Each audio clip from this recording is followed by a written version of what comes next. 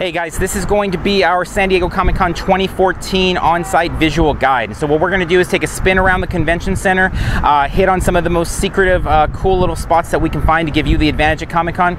Remember, San Diego, and if you're watching this video, I think you already know this, but San Diego is such a competitive show. It's not like any other show really in the country. There's so many little tricks and secrets that make it, one, much more pleasant, and two, just let you experience more. And for us, that's the biggest thing, is trying to experience as much as we can while not getting run down and being sick by the end of the show and having to lay in bed half of Sunday. And so we'll give you tips as we go around, talk about some places to eat, exclusives, where to line up, and all kinds of little tricks and treats that will make your San Diego Comic-Con a better experience. So let's go take a look around. All right, so one thing about San Diego Comic-Con, as you hopefully already know, is the outside Comic-Con activities are just as big as the inside these days. And so as of the filming of this, I think we're up to almost 90 events on the outside Comic-Con calendar and on the SDCC blog offsite calendar. And so definitely check those out as we're leading up to the show. There's going to be things added throughout. That being said, one of the big ones over here is this will become the Petco interactive zone, or at least that's what it's become. And so you never know year to year how things might change, but we're looking at that will probably keep expanding. And so all of this last year was taken over. There is Hello Kitty pop-up shop, a really cool Adventureland kind of bounce or Adventure Time bounce house type situation. Mad Max game. Gravity had a trailer. Man of Steel. You could take a picture with the giant samurai from Wolverine. It kind of gets forgotten sometimes because it's behind Petco, but it's definitely something to check out. And so you just kind of make your way across the train tracks there, or even better yet, you can come up across the Hilton tracks here if you're out in that Hall H area. But anyway, make your way over, check it out, designate, you know, an hour or two for it to have a little bit of fun with it and see what they have going on over there. All right, so we're right here alongside the convention center, and we see Hall, you know, the big, massive Hall H area where the lines will be. But real quick, want to touch on this Hilton area because there's a couple little secrets over here. And one is just that the further part, and we'll get to there in a few minutes, it's a really nice departure from the convention center, as even as like last year Lawn Con, and there was the giant Teen Titans Go balloons out here, and the Lego Fellowship and all that stuff going on out there, the cosplay shoots. If you keep extending past, there's a lot of great opportunities there just to kind of chill out and escape the madness. And there's the open lawns, and we'll see. I mean, it's always a chance that that's going to be taken over this year too. Every year companies come more and more out this way. That being said, make sure not to miss the fun stuff that goes over here too. Is, you know, it took us you know, I'd say a day until we actually made our way over there, and there was some really awesome things, photo opportunities and just cool stuff. The year before they had a bunch of the Batmobiles there and stuff like that, so good guess that Warner Brothers is going to be here and do a lot of things in that area again. Also outside the Hilton, they usually have the carts where they're selling like hamburgers and hot dogs and stuff like that. It's not the best price stuff, but it tastes decent. It's just as good as anything you're going to eat in the convention center, and you can take that half-hour break. It's usually much shorter. So I mean, if you're thinking about, well, I only want to give like a half hour to food, you can either go in the convention center, spend a half hour in line there most of the time and battle through, or you can take that little walk out here if you're in that part, grab your food, sit out by the water, and kind of get that break from that. A lot of the advice you give on Comic-Con might not coincide with some. I know a lot of people are of the feeling of like, you go 24 hours a day and you don't do anything but stand in lines and all that, and that's fine. For us, I mean, we are really about enjoying the whole experience and wanting to make sure to maximize that, and part of that is not getting sick or not getting too run down and not mentally breaking down as well, and just not having fun at the show too. There's never been a minute of San Diego Comic-Con really in the last few years where I've ever felt like, oh, I'm just done with this show, I'm ready to go. I'm still excited and want to be here Sunday at 6, 7 o'clock after everybody's packing up and leaving. And a big part of that is finding those little hour breaks, and stepping out here into kind of the beauty of San Diego can be one of those techniques you can use to kind of extend your experience and get more out of San Diego Comic-Con, not less. All right, so if you're coming to San Diego Comic-Con, and to be honest, almost any convention, there's no way you should be showing up without your own external charger. I mean, I can't be stated enough how much you're going to need battery life, and you've just got to have that with you, and so you don't need it. But that being said, one nice thing here at the Hilton is they have a little setup here with various charging platforms there, and so you can just kind of plug your phone in here. You're right next to the Indigo hall, right next to Indigo, so when Indigo is packed with Comic-Con activities, it can get a little bit more busy, but I found a lot of times we've seen Indigo out the door, you know, everybody's packed in here for whatever the panel is, and this will still be, it's kind of just sitting here hidden around the way, and so anytime you can obviously charge without draining your external batteries too is great. Also in Indigo, And so there's just, or near Indigo, I should say, in the Hilton here, we've got just a lot of little nooks and crannies and bathrooms and stuff that, although crowded during Comic-Con, I mean, what place isn't crowded to a certain extent, definitely crowded relative to now. That being said, there's a lot of little nooks and crannies where you can go and just relax and kind of escape some of that con craziness for a few minutes, reboot your batteries, and then hit the floor again. So definitely a lot of little spots like this in the hotel zone, and so you want to make sure to find those. Definitely a better chance finding an outlet here than you are going to in the convention center. All right, one of our sneaky good places to eat during Comic-Con is Vela here at the Hilton Bayfront. And so what's really nice about it is it's a little bit pricier, but not a lot. I mean, it's a little bit pricier. They do a Comic-Con type menu for lunch, so you're going to end up spending about 40 bucks for 2 people there, 45 bucks. So it's not quite as cheap as, you know, regular convention hall food, but it's nice. You break away from things, and it's great for star watching. There's a lot of different writers, directors that we've seen hanging out there, comic professionals and stuff like that, and so it's awesome. On top of that, because you're taking a few steps away over from the convention center here, though, you're just in a really, you know, awesome area again, and kind of highlighting that other part of San Diego. So, you know, we're going to spend, you know, 15 hours a day in Comic-Con mode, if not more, but it doesn't hurt to take that half hour or hour away to kind of come out here, look at the water and things like that. And so it's a nice walk. It's nowhere near as crazy over here to eat. We're always able to walk right into Vela, get good food, and so if you're going to go into the Gaslamp, you might want to divert every once in a while and come over here, over to the Bayfront, and kind of check it out and get great service, great food. And again, the prices, it looks a lot swankier than the prices actually indicate during Comic-Con, and so it's a good kind of place to get a break from things and enjoy following along, maybe on Twitter, with what's going on inside the convention center. All right, so we're here directly behind Hall H, and this is kind of one of those nice spots where you find a lot of cool things. So first off though, let's talk about this, is off to the side here we have Sales Pavilion, and Sales Pavilion is something I get a lot of questions with because that's where a lot of the lineups for signings and exclusives and giveaways come in. So I just want to touch on that real quick. Sales Pavilion, there are openings down there to kind of go up the backside. So like people that are lined up for Hasbro at 4 in the morning, 5 in the morning stuff. That being said, what you're supposed to do is enter the normal way over here by Hall H and everything else, go up the escalator and cut around that way. They will throw you out of line if they catch you coming in that back way. So it's not to say that people don't get by and kind of sneak in the back way and line up there, but I've seen a ton of people that are forced out of the back and then made to go all the way around, which ends up probably being about a 15-minute loss of time. So definitely suggest entering like everyone else at the single lineup here at Hall H. Go in the convention center, go up the escalator, and then just cut to the back, go past Sales Pavilion where everybody's lining up for the floor. In the back there should be that area where, you know, whether it's for Mattel stuff, Hasbro stuff, Lego, those types of things, and then you'll get all taken care of and you'll find a spot in line and draw your ticket and time and all that, and so that goes. The other thing about over here, and we talked about a little bit earlier in the video, but just this is an awesome area. So far, this area has not been used at all. So this ends up being like the place to escape Comic-Con while still being in Comic-Con. And really right where we're standing, there's a lot of cool cosplay photo shoots that go on and things like that. But just off over here, there's usually people out there walking their dogs and just hanging out by the water. So that ends up being a nice escape spot. And it's not that far. Really, it ends up being quicker than battling. I mean, it should be known, battling across the street to get to the Gaslamp could take you about 20 minutes. So this is actually, even though it's maybe a little bit further geographically than like getting across to the Hard Rock, this can be a little bit nicer. Now over here, this is the area we talked about a little bit earlier that will be most likely filled with cool things. I'm thinking we're going to see a lot of Batman stuff for the Batman 75th anniversary. Warner Brothers has a history of doing a lot of cool stuff over here.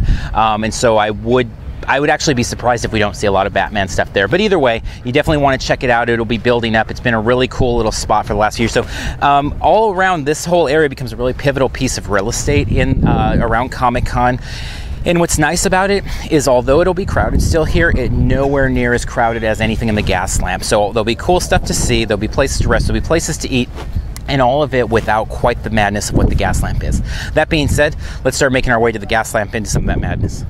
All right, so one of the things in terms of the way Swag works with the panels is they give you these fulfillment room tickets. And so at the conclusion of a panel, you get your ticket, you can leave, and then sometime thereafter you come to the Marriott here behind me. And this is really the easiest, most direct pathway, is walking right along Hall A and coming down to enter and then go up the escalator and go to the back, and we'll talk about more about the fulfillment room when we get over there. That being said, a really important little tip that we've seen a lot of success, had a lot of people on Twitter and Facebook, stuff like that, let us know about this, is picking up tickets from the fulfillment room along this walk.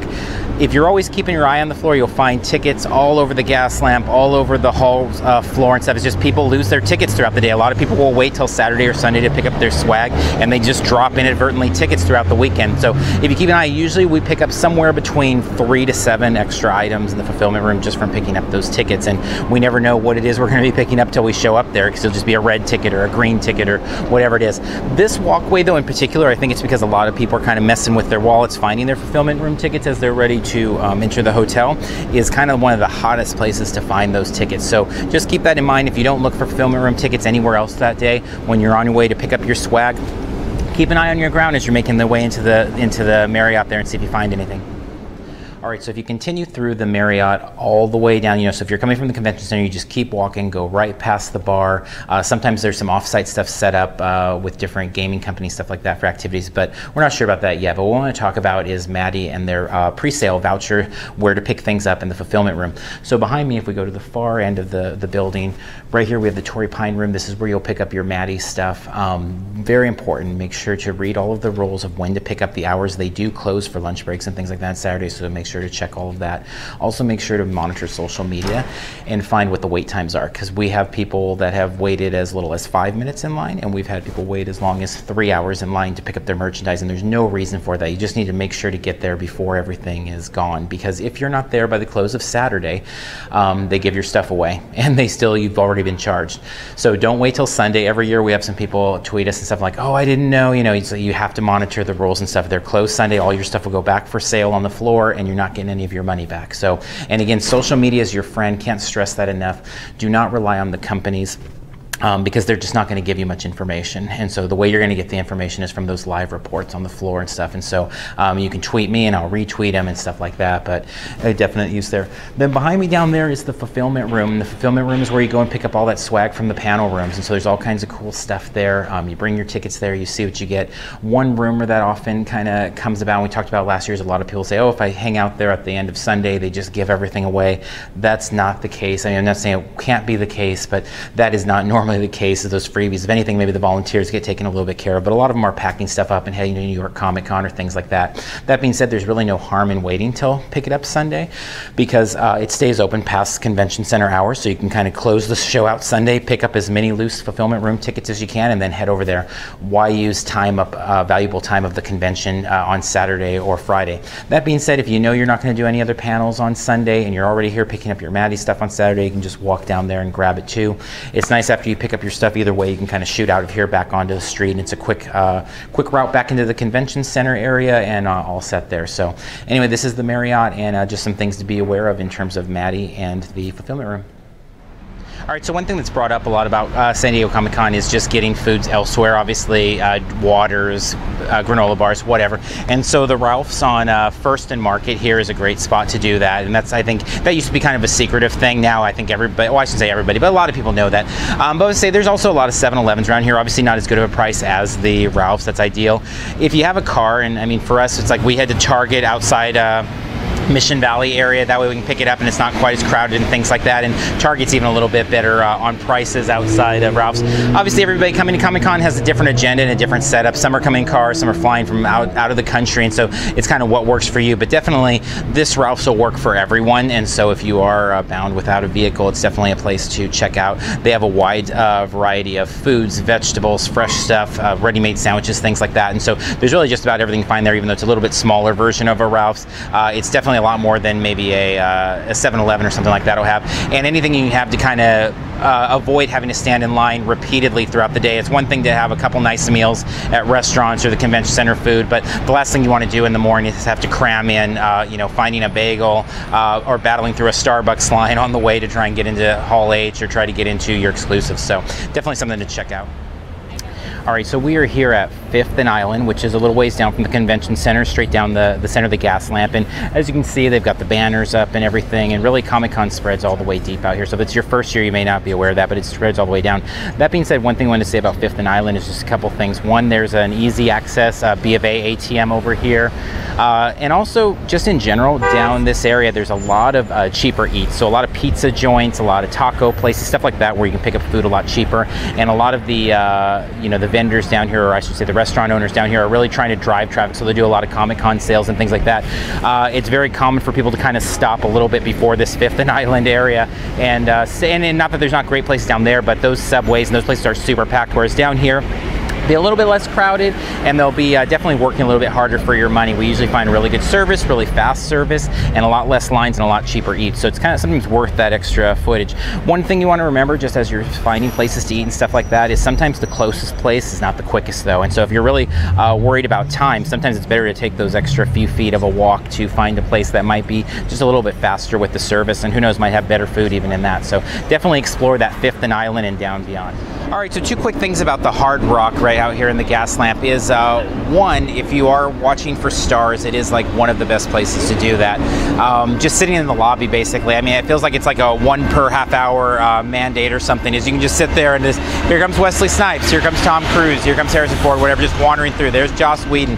And so it's a really cool part of Comic-Con to just kind of sit there and, you know, you don't want to necessarily harass them for autographs, pictures, but sometimes, you know, they're willing to do that. It's just a cool place for that. So definitely check out the Hard Rock for that. The other thing about the Hard Rock I wanted to point out is just Mary Jane's, the restaurant right here behind me.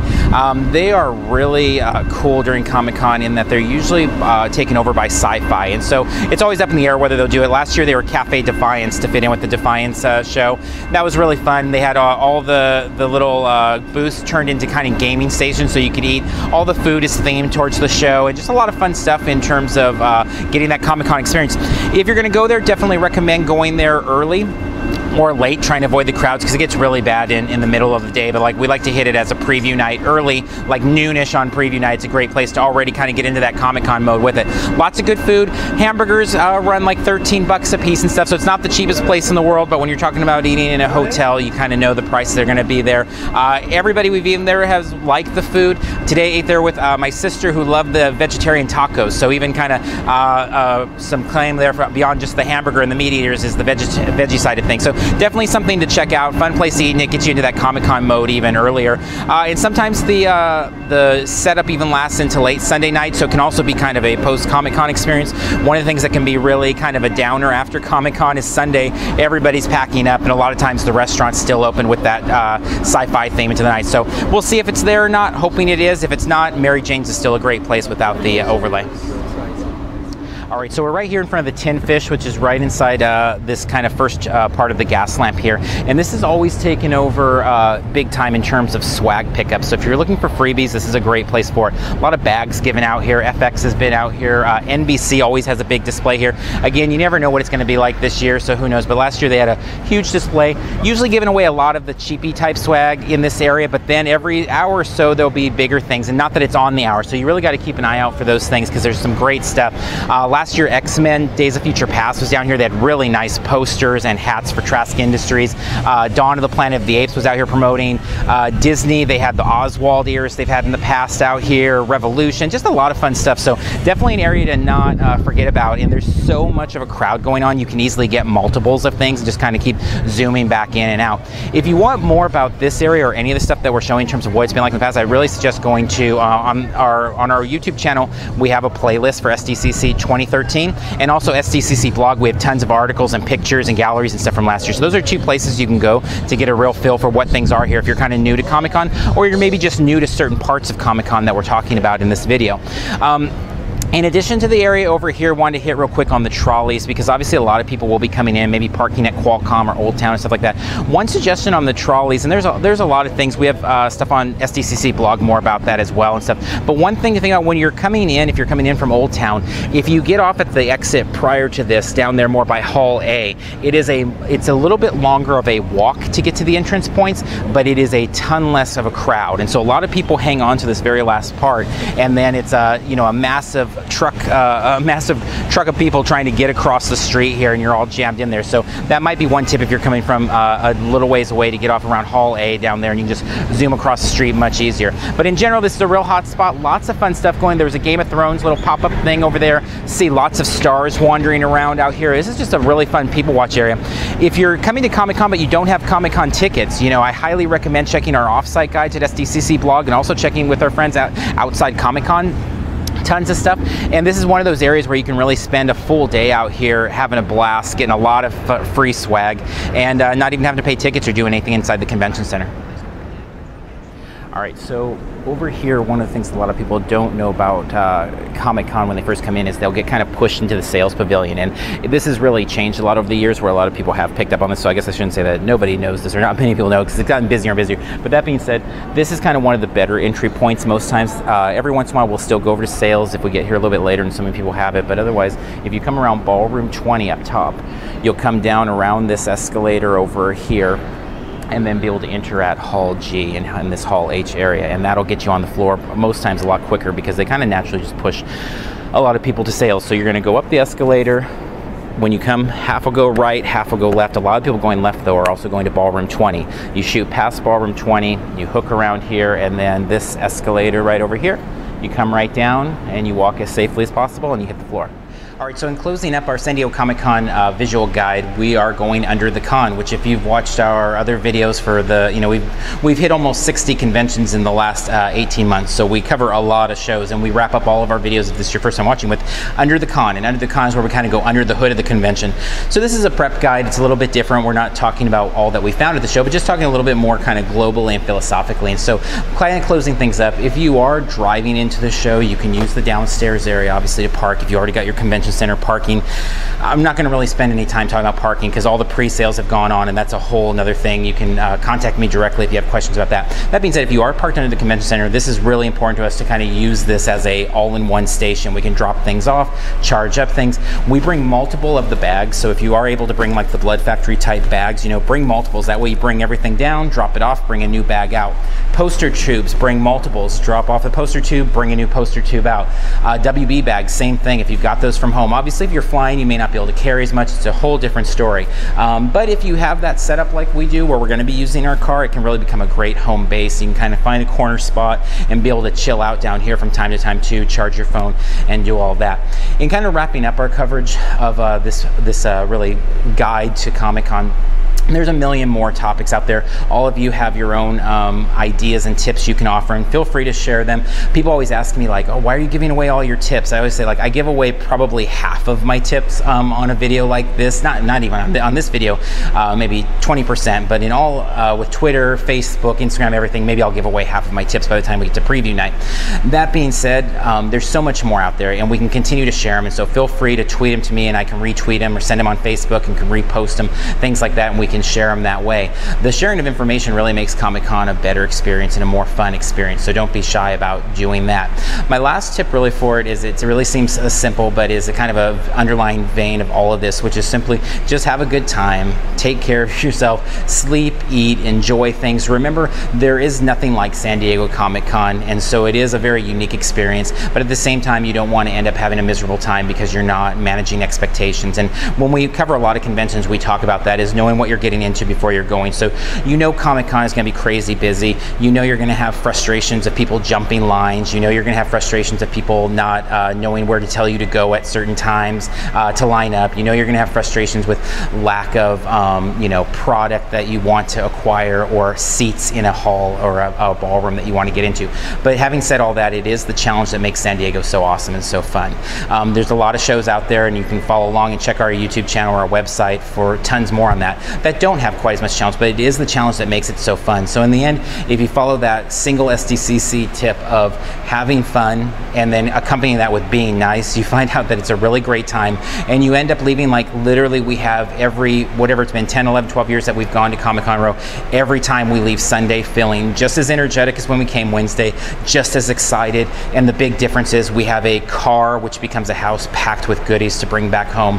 That's awesome and fun, not to mention a million photos and a million videos to celebrate the year round. So try and make it as fun as you can by kind of following those rules, manage expectations, and make sure that it is the thing you want it to be, because chances are if you're coming to Comic-Con, you're investing a lot of money and a lot of time into the week, and you want to make sure that it's something that you can kind of use all year round to give you that motivation to get to next year's Comic-Con when you battle it out again for tickets and hotel and parking and everything else.